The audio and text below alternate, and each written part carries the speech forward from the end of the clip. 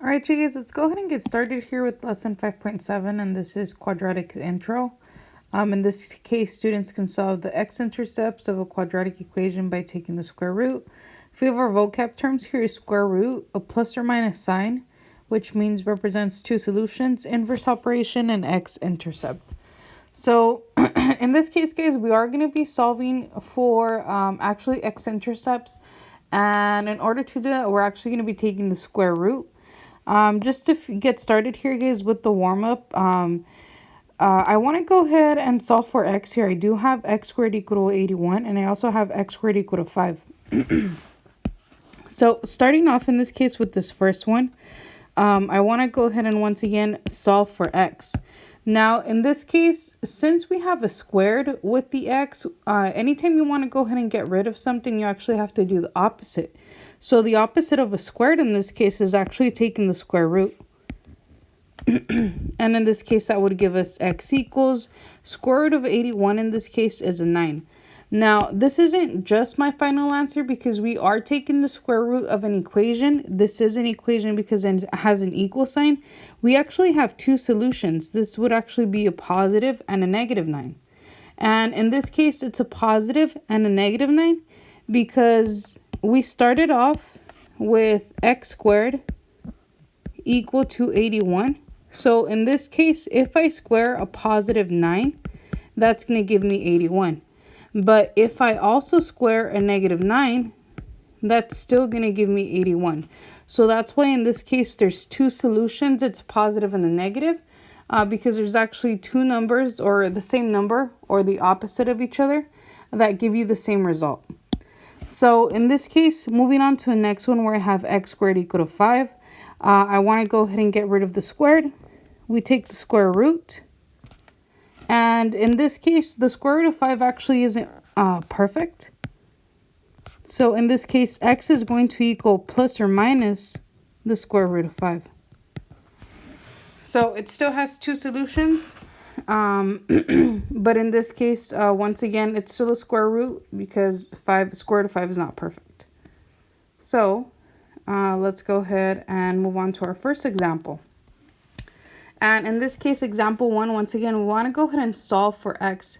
And we do have a two-step equation or a multi-step equation here where before we actually solve for x, we actually need to move everything to one side and then leave the x alone and then move on from there. So in this case, I will be drawing a line just so it represents, I could actually show both sides of the equation here. So goal in this case is to leave the x alone. So first step I want to go ahead and do, or first thing you want to go ahead and do all the time if you don't have parentheses, is you want to go ahead and add or subtract numbers first. So starting off here with the positive 3, I'm actually going to go ahead and do the opposite, which is subtract 3. And what I do to one side, I repeat it to the other. I have these canceling out, and then I have a 2x squared equal to 75 minus 3 is 72. Next step in this case, once again, we want to go ahead and leave the x alone. So 2 and x here, they're actually multiplying. So opposite of multiplication here is division. So I have x squared equal to 72 divided by 2 is 36. Now, in this case, guys, the x, it's almost alone. We actually need to get rid of the squared.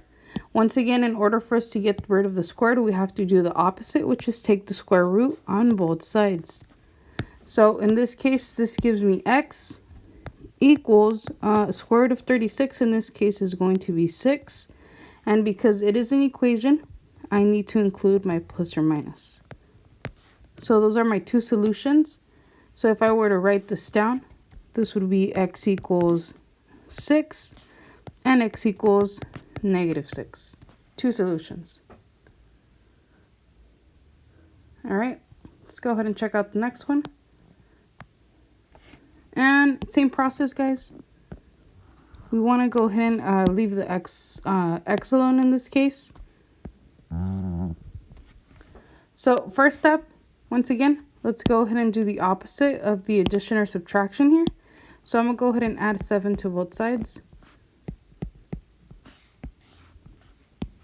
That gives me a negative 4x squared equal to negative 11 plus 7 is going to be a negative 4. All right, next step is to divide by a negative 4 because we have to do the opposite.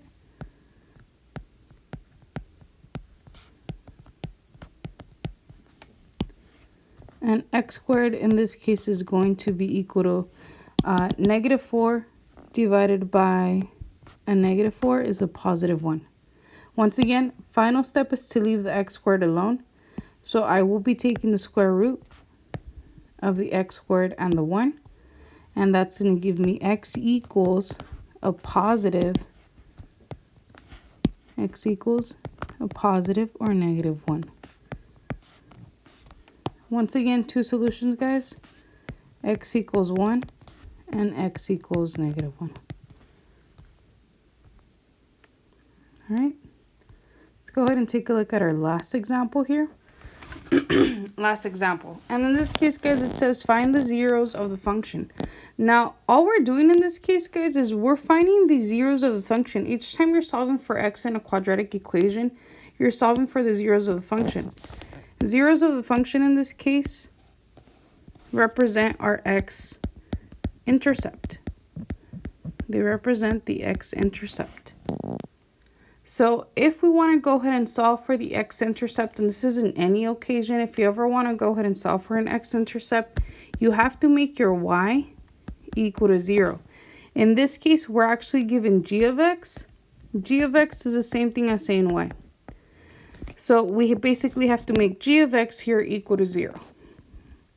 All right.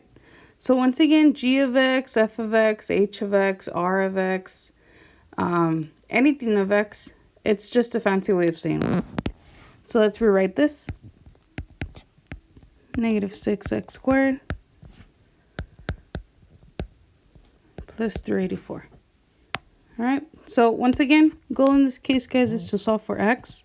So let's go ahead and move first the 384. And the opposite of that is a negative 384. So subtract 384 on both sides. And then that's a negative 384 equal to a negative 6x squared. All right, next step in this case, guys, is to get rid of the 6. So opposite of multiplying by a negative 6 is dividing by a negative 6. All right, now in this case, I don't know this from the top of my head, so I'm going to go ahead and bring out my calculator here. And we are going to do negative 384 divided by negative 6. And in this case, that's going to give us a positive 64 equal to x squared. Once again, those canceled. So in this case, guys, final step here is to take the square root. And in this case, square root of 64 is 8, or you can even type it here. Square root of 64, 8, equal to x squared, or just x, I'm sorry.